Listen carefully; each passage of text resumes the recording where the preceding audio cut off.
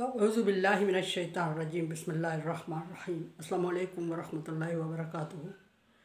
सूरह हूद हमारी चल रही है और पारा नंबर 12 रुकू नंबर 6 चल रहा है, लेकिन आज ज़रा टॉपिक से हट के बात करना चाहती हूँ। आज मैं बात करना चाहती हूँ ईद कुर्बान के हवाले से कि असल इसको ईद अल अज़हा भी कहते हैं, ईद कुर्बान भी कहते हैं। अज़हा का मतलब होता है रोशन और चमकता हुआ और ख़ूबसूरत, राह दिखाने वाला, इतनी रोशनी जिससे रास्ता नज़र आए। और चूँकि ये सुन्नत इब्राहीमी है और इब्राहीम अलैहिस्सलाम का सुन्नत का मतलब भी रास्ता है, तो इसको इस तरह कंपेयर करेंगे कि वो रास्ता जो कि इब्राहीम अलैहिस्सलाम को अल्लाह तबारक व तआला ने सिखाया। और ईद कुर्बान इसलिए कहते हैं कि हज़रत इब्राहीम अलैहिस्सलाम ने इसमें अपने बेटे की कुर्बानी पेश की, अल्लाह तबारक व तआला के यहाँ हज़रत इस्माईल अलैहिस्सलाम की कुर्बानी पेश की। ये वाक़यात, ये किस्से, ये सारे लोगों को मुझसे कहीं ज़्यादा आते होंगे। मैं अपने आप को कोई बहुत बड़ा आलम या मुफक्कर या कुछ भी नहीं, एक बड़ा स्टूडेंट भी नहीं समझती हूँ भी नहीं, एक छोटा सा स्टूडेंट, कुछ चीज़ें नहीं पता होती। दुनिया इससे ज़्यादा मेरे देखने वाले, मेरे सुनने वाले या मेरे इर्द गिर्द के लोग मुझसे कहीं ज़्यादा इन्फॉर्मेशन रखते होंगे और कहीं ज़्यादा समझ बूझ रखते हैं। सवाल ये है कि हज़रत इब्राहीम अलैहिस्सलाम को अल्लाह तबारक व तआला ने बेटे की कुर्बानी का हुक्म क्यों दिया और हज़रत इब्राहीम अलैहिस्सलाम ने उस पर क्या कर दिखाया। अल्लाह तबारक व तआला ने दुनिया में जो सबसे अजीज़ चीज़ इंसान के लिए रखी है वो इंसान की औलाद है। औलाद की कुर्बानी का हुक्म दे के अल्लाह तबारक व तआला ने इब्राहीम अलैहिस्सलाम को इंतहाई बड़ी मुश्किल में डाल दिया था। और मकसूद ये था आज़माने का कि देखें भला इब्राहीम अलैहिस्सलाम अपनी औलाद से, अपनी जान से अजीज़ मुझे रखते हैं या नहीं, मेरे हुक्म की तामील करते हैं या नहीं। और इब्राहीम अलैहिस्सलाम अल्लाह के बरगज़ीदा बंदों में से थे, आपने कर दिखाया। और अगर कोई मैं नहीं समझती कि कोई और होता तो इस आजमाइश पे पूरा उतरता, मुमकिन ही नहीं था। पर जिसको अल्लाह तबारक व तआला ज़र्फ़ दे, जिसको हिम्मत और तौफ़ीक दे, आज़माता भी उसी को है। ला नुकल्लिफ़ु नफ़्सन इल्ला वुस्अहा, मैंने इंसान को उसकी वसअत से ज़्यादा नहीं आज़माया, अल्लाह फरमा रहा है। सो इब्राहीम अलैहिस्सलाम का ज़र्फ़ इतना बड़ा था। और फिर हज़रत इस्माईल अलैहिस्सलाम का ज़र्फ़ भी तो देखें कि बाप के सामने सर तस्लीम खम कर दिया अल्लाह के हुक्म के सामने, और बिला चूँ चरा इब्राहीम अलैहिस्सलाम के सामने अपनी गर्दन पेश कर दी बाप के सामने। ये फर्माबरदारी की हद है। दोनों फर्माबरदारी की हद को छू रहे हैं। बाप अल्लाह तबारक व तआला की फर्माबरदारी की हद में हद से गुज़र गया और बेटा बाप और अल्लाह की फर्माबरदारी में हद से गुज़र गया। और कुर्बानी मकसूद थी अल्लाह तबारक व तआला की, और अल्लाह तबारक व तआला का मकसद आजमाइश था।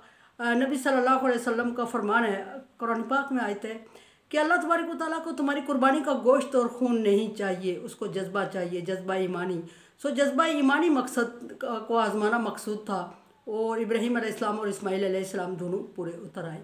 और जब दोनों पूरे उतर आए तो इस सुन्नत को अल्लाह तबारक व तआला ने क़यामत तक जारी रखा। इससे बड़ी कोई आजमाइश नहीं है, और इससे बड़ा कोई फ़लसफ़ा नहीं है, और इससे बड़ी कोई कुर्बानी नहीं है, और इससे बड़ा कोई जज्बा नहीं है। सो इसका हक़ बनता है इस जज्बे को क़यामत तक जारी रहने के लिए, और अल्लाह तबारक व तआला ने क़यामत तक जारी रखा।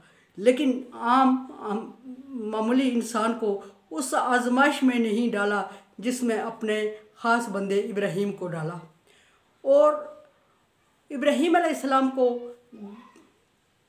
तकलीफ़ से गुज़रना पड़ा। गो कि अल्लाह तबारक व तआला ने इब्राहीम अलैहिस्सलाम के सामने ज़िबा करने के लिए दुम्बा पेश कर दिया और हज़रत इस्माईल अलैहिस्सलाम को ज़िंदा रख लिया। जब इब्राहीम अलैहिस्सलाम छुरी चला रहे थे तो वो ये समझ के चला रहे थे कि वो अपने बेटे की गर्दन पे चला रहे हैं, और उन्होंने ज़िबा भी किया, आंखें बंद करके अपने बेटे को ही ज़बा किया, जो तसव्वुर था, जो ख्याल था उनका और जो वो कर रहे थे। ये अलग बात है कि जब आप कुर्बान कर चुके तो देखा तो दुम्बा ज़िबा था और बेटा खड़ा था, ये तो एक और बात है। लेकिन असल तकलीफ़ उस काम के कर गुज़रने पर जो होती है वो इब्राहीम अलैहिस्सलाम ने बर्दाश्त कर ली और अल्लाह तबारक व तआला के हुक्म के सामने सर तस्लीम खम कर लिया। तो अल्लाह तबारक व तआला को अपने आम बंदों से या दूसरे लोगों से ये एक इल्म है कि वो इस आजमाइश पे पूरे नहीं उतर सकते और मैं भी के हुक्म की नाफरमानी ना कर ले, इसलिए अल्लाह तबारक व तआला ने इस्माइल अलैहिस्सलाम के बजाय दुम्बा रख के ज़िबा करवा दिया और इब्राहीम अलैहिस्सलाम को इस्माइल अलैहिस्सलाम को बचा लिया। लेकिन वो तकलीफ़ जो बेटे को ज़बा करने में होती है वो इब्राहीम अलैहिस्सलाम ने बर्दाश्त कर ली और कर गुज़रे, और वो कोई और नहीं कर सका और उसे इब्राहीम अलैहिस्सलाम को नहीं बचाया। बात के दुख से तो बचा दिया, लेकिन पहली तकलीफ़ से नहीं बचाया। उस आजमाइश से इब्राहीम अलैहिस्सलाम को बहसियत एक पैगंबर पूरा उतरना था, सो वो उतरे। आज तक ये फ़लसफ़ा कुर्बानी चला जा रहा है। अब बात मौजूदा वक्त पे करते हैं। सारे पैगंबरों के दौर में कुर्बानी होती आई है उसके बाद, और क़यामत तक ये सिलसिला जारी रहेगा। नबी सल्लल्लाहु अलैहि वसल्लम की उम्मत पर ख़ुसूसन ये ज़रूरी करार दे दिया गया है, और इसका एक मखसूस लिमिटेड होता है कि कितना माल आपके पास हो। हर वो शख्स जो कि अच्छा खाता पीता हो और घर को सेट रख सकता है, उस पर कुर्बानी वाजिब हो जाती है और उसको कुर्बानी करनी चाहिए। मालियत इसमें शर्त नहीं रखी गई कि इतना माल जमा हो तो उसमें कुर्बानी करें, जिस तरह ज़कात पे या हज पे रखी गई है, ऐसा नहीं है। लेकिन एक बात ये ज़रूर है कि कुर्बानी एक फ़लसफ़े का नाम है, और कुछ चीज़ें जो हमारी अपनी तरफ से इसमें ऐड कर दी गई हैं उन पे मैं बात करना चाहूँगी। पहली बात यह है कि कुर्बानी का जानवर ख़रीदा जाता है और उसमें हम दिखावा करते हैं। वो दिखावे को अल्लाह तबारक व तआला ने कुर्बानी करार नहीं दिया। कुर्बानी एक जज्बा है जो अल्लाह तबारक व तआला और उसके बंदे के दरमियान होता है और अल्लाह तबारक व तआला उठा लेता है। इससे पहले नबियों पर जो कुर्बानी वाजिब थी तो उन लोगों को ऐसा होता था कि कुर्बानी करके गोश्त को मैदान में रखते थे और आग आके उठाती थी तो पता चलता था कि कुर्बानी कबूल हो गई है। अगर आग ने नहीं उठाया तो कुर्बानी कबूल नहीं होती थी। उम्मत मोहम्मदिया पर आसान करते हुए अल्लाह तबारक व तआला ने इस आजमाइश से भी उसको मुबर्रा कर दिया और कुर्बानी का गोश्त खाना जायज़ करार दे दिया। आजकल हमारा दस्तूर ये चला हुआ कि पहली बात यह कि जानवर ख़रीदने में हम रियाकारी करते हैं, जिसके लिए अल्लाह तबारक व तआला ने कतई हुक्म नहीं दिया और अल्लाह तबारक व तआला ने कबूल करने से इनकार कर दिया। मिसाल नमाज की लेते हैं कि अल्लाह तबारक व तआला फरमाता वैलुल लिल मुसल्लीन अल्लज़ीना हुम अन सलातिहिम साहून अल्लज़ीना हुम युराऊन। बर्बादी और नमाजियों के लिए दिखावे की नमाज़ पढ़ते हैं, और नमाज और कुर्बानी दोनों एक इबादत हैं, सेम हैं। और अगर अल्लाह तबारक व तआला इससे कंपेयर करें कि अगर अल्लाह तबारक व तआला ने बर्बादी नमाजियों दिखावे की नमाज़ पढ़ने वालों को बर्बादी करार दिया उनकी, तो दिखावे की कुर्बानी करने वालों को क्या हुक्म दिया। साबी इस्तिताअत, जिसके पास जितनी इस्तिताअत हो वो कुर्बानी करे। दूसरा ये कि चोरी से, डकैती से, बेईमानी से हासिल किए हुए माल को हम अल्लाह की राह में कुर्बान करते हैं नाजायज़ करके, और दुनिया से हम इज़्ज़त और स्टेटस समेटने की कोशिश करते हैं कि फ़लाँ कहेगा मैंने बड़ा कुर्बान किया, फ़लाँ कहेगा मैंने छोटा किया, फ़लाँ कहेगा ऐसा किया।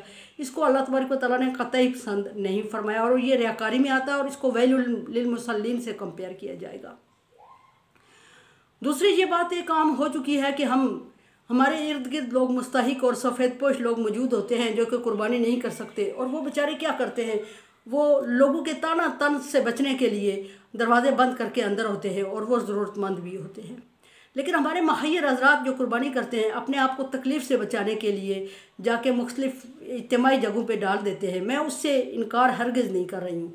जो बंदा बिल्कुल ही माजूर है, वो काम नहीं कर सकता या उसके इर्द गिर्द कोई मौजूद नहीं है, वो अपनी आसानी के लिए इज्तिमाई कुर्बानी में हिस्सा डाल दे, बहुत अच्छा है। लेकिन जिस बंदे को इतनी अल्लाह तबारक व तआला ने हिम्मत और तौफीक और ताकत दी है तो उसकी कुर्बानी उस तरह कबूल नहीं होती कि वो इज्तिमाई में डाल दे।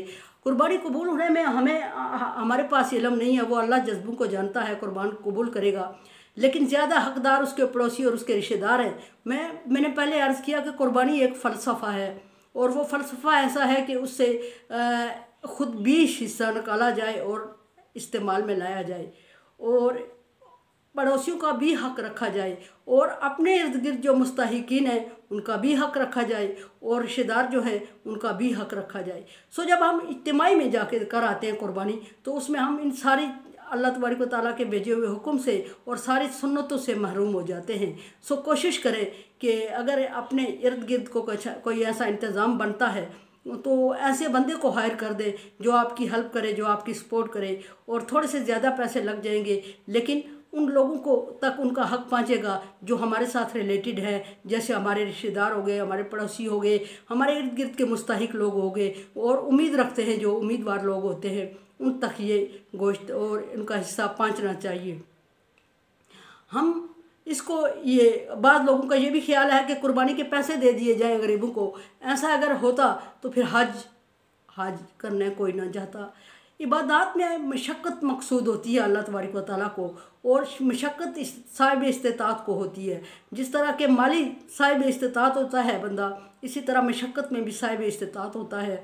कोई बंदा मशक्क़त कर सकता है, कोई जिस्मानी तौर पे कर सकता है। जो जिस्मानी तौर पे नहीं कर सकता उसको अल्लाह तबारक व तआला ने इतना माल दिया होता है, नवाजा होता है कि जिधर वो 15, 20, 40 हज़ार की कुर्बानी करता है। मैं इससे ऊपर का फिगर कतई डिस्कस नहीं कर रही हूँ, क्योंकि मैं अपनी उस कम्युनिटी से डिस्कस कर रही हूँ जो कि सफ़ेदपोश तबका है, जो अल्लाह की राह में माल और जान की कुर्बानी पेश करने का जज्बा रखता है, जो पैसों का दिखावा नहीं करता, करोड़ों के हिसाब से, लाखों के हिसाब से, की जिक्र नहीं करूँगी मैं।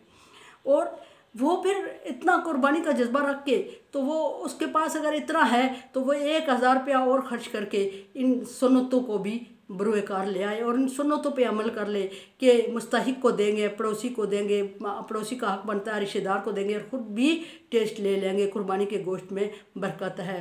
और 2-3 हज़ार, 1000, 2000, 1500 और ख़र्च करके तो ऐसा माहौल बना ले कि अपने इर्द गिर्द के लोगों को इससे फ़ायदा पहुँचाया जाए। कुर्बानी या कोई भी चीज़ अल्लाह तबारक व तआला के, कुर्बानी वाहिद एक ऐसी इबादत है जो हम दूसरों को फ़ायदा पहुंचाने के लिए करते हैं। हज हम ज़ाती फ़ायदे के लिए करते हैं, रोज़ा हम ज़ाती फ़ायदे के लिए रखते हैं, नमाज हम ज़ाती फ़ायदे के लिए करते हैं, उसमें किसी दूसरे का शेयर हरगिज़ नहीं है। और कुर्बानी एक ऐसा है रुकन इस्लाम है जो हम बाकियों के लिए करते हैं, जिस इबादत में हमारे बाकियों का शेयर है।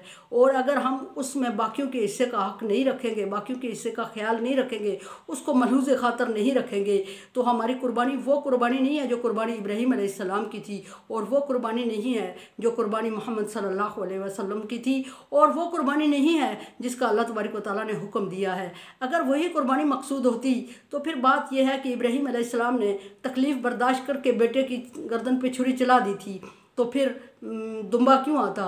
ताकि जो हम माल कुर्बान करते हैं, इसमें माल की कुर्बानी है, जो हम माल कुर्बान करते हैं उससे हमारे करीब तरीन लोगों को, हमारे अपने लोगों को, हमारे जाने पहचाने लोगों को, हमारे रिश्तेदारों को, हमारी औलादों को और हमारे अपनी ज़ात को फ़ायदा हो। अगर वो नहीं हो रहा है तो बाहर के, और मैंने ये भी अक्सर देखा है, मैं हर जगह पे काम तकरीबन लोगों को देख आई हूँ, सुन आई हूँ, समझ आई हूँ, और करते हुए कि जहाँ इज्तिमाई में बाज़ जगहों पे ऐसा भी होता है, बाज़ जगहों की बात कर रही हूँ, फिर मैं टोटल उनके अगेंस्ट नहीं बात कर रही हूँ, आई एम सॉरी अगर किसी को बुरा लगा हो, कि उसमें मुस्तहिक लोगों तक बहुत कम पहुँचता है। और ये भी होता है कि सफ़ेद पोश बंदा जो हमारे इर्द गिर्द होता है वो साल भर के लिए गोश्त नहीं खाता, लेकिन जिन गरीब यतीमों के नाम पे हम देते हैं तो उनके तो बड़े हजरात सारा खुद संभाल लेते हैं, और अगर उनको थोड़ा बहुत मिलता भी है तो वो थोड़ा बहुत उनको साल भर में हर वक्त मिलता ही रहता है, क्योंकि उनके लिए लोग मुखय्यर हजरात देते ही रहते हैं। लेकिन कुछ सफ़ेद लोग ऐसे होते हैं